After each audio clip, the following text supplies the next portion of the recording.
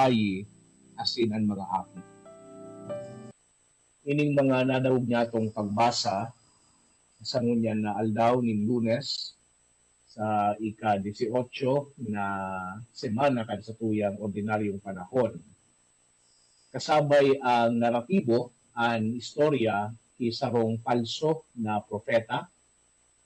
Duman man sa nadawog niya itong salmo, manunungod sa statutes, sa mga tugon, sa mga kabutan kan mahal na Diyos. Dahil nadawog niya itong pamilyar na istorya na pagpakaon ni Jesucristo sa rinibong katawo. Yata taarog kay ni an kombinasyon kan mga pagbasa niya tungon niya na aldaw. An enot na duwang pagbasa pinag-emphasize na ang Diyos, bako kita ang Diyos. Bako sa paborito niya to na padi, bako sa paborito niya to na obispo, bako sa paborito niya to na mga atleta, bako sa paborito niya to na mga artista o kaya kung si Say Paman. Duman sa enot na pagbasa na dangong niya to, ining si Hananaya, sinabihan su mga padi asin mga tao kung anoan muya na madangog kan mga tao. Pero pinagkastigo kan mahal na Diyos si Hananaya, ninhuli sa iyang arrogance, ninhuli sa iyang peke na pagprofesiya. Asin pagirumdom na ang mahal na Diyos, siya sana ang mahal na Diyos. Sa tuyang modernong panahon, sa presenteng panahon, papaano ta daw na-interpret ang mga commandments kan pagkamot niya to sa mahal na Diyos, asin pagkamot niya to sa satuyang kapwa. Baka may pili-pili man kita na mangkatukduan na muya sa ganyato na madangog. Pag sinabi ngaya kan sa tuyang pagtubod na magsimba pagaldaw ni Domingo, okay ngaya iyan, Father. Di ka makiapid sa bako mo agom. Okay ngaya, Father, di ko man ginigibo iyan. Pero pag nagabot na duman sa katukduan, for example, napatawadon mo ang sa imong kaiwan.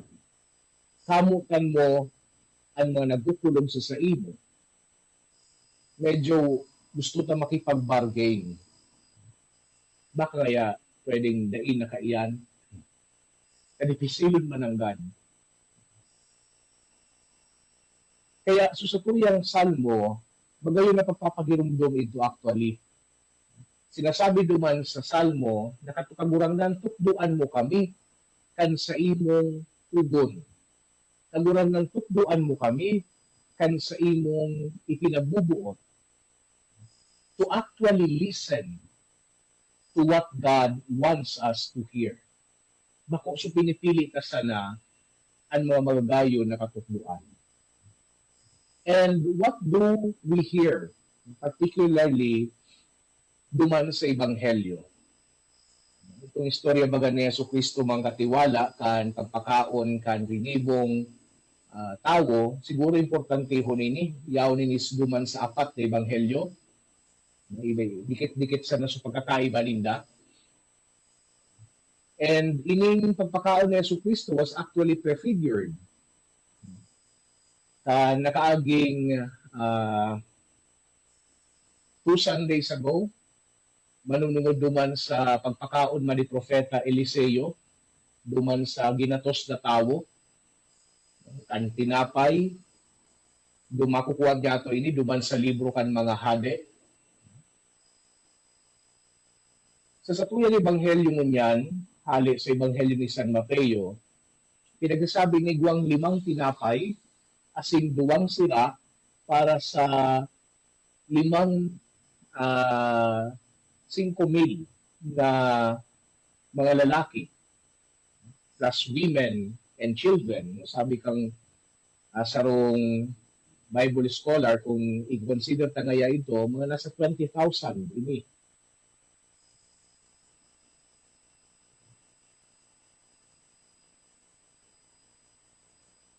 Sabi kan iba man ng mga paratukdo, hindi dang istorya na ini, dari pagtukdo ni Yesu Kristo na naka-inspirar sa mga tao na magheras kan pagkakan na sa indang pinagdadara.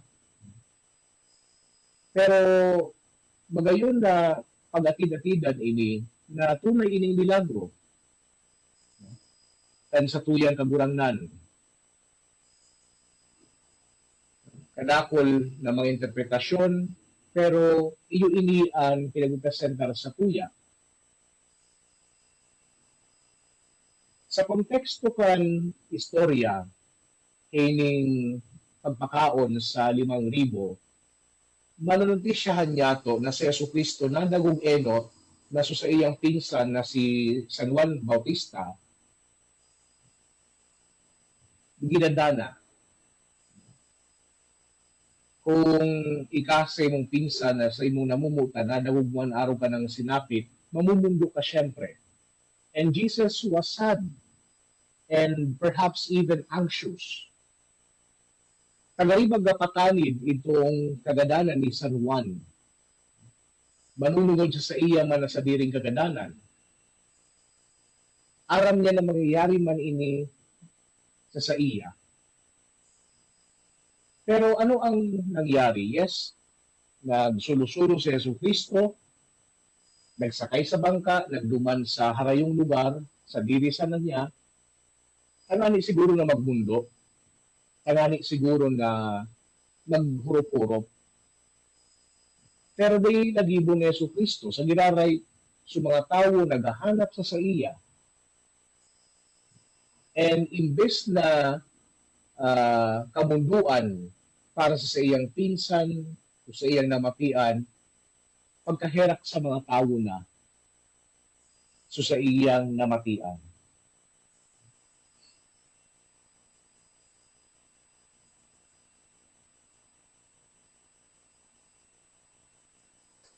Sa pag-address kay itong pagkaherak o sa pag-address kay itong pangaipukan mga tao, pinapahiling sa tuya na yes, we are personally undergoing many things. Siguro we struggle with a lot of things also.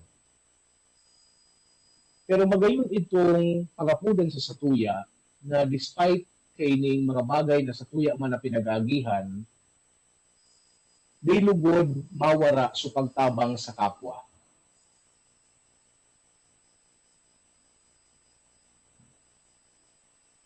Sa kapwa niya to na nangangaipo, sa kapwa niya to na nagugutom, sa kapwa niya to na nagtitios. Bagayon na pagpapagirumdum ini na ang satuyang kagurangnan, ang satuyang mahal na Diyos, iyo inyang pinagtutuklo sa satuya.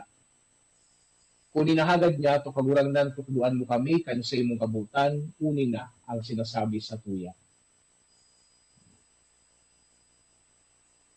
Inapod kita na magsayuma sa sadiri, asin tanganing matabangan ang satuyang kapwa. Siguro may mga plano kita sa buhay, may mga plano kita sa aldaw na ini, sirin kay Yesu Kristo, na plano niya na magmundo puta na. Pero mas ininot niya sa pangangaipo kan sa iyang kapwa. Agado niya to na lugod, ma-inspirar kita sa ginibo na ini kan sa tuyang kagulangan. Tanganing ang sa tuyang mga mata, ang sa tuyang mga puso, di maging buta sa pangangaipo kan sa tuyang kapwa. Kundi siring sa tuyang kagulangan, maging bukas ang sa tuyang mga mata, silang sa tuyang mga kamot sa pagtabang sa inda. Amen.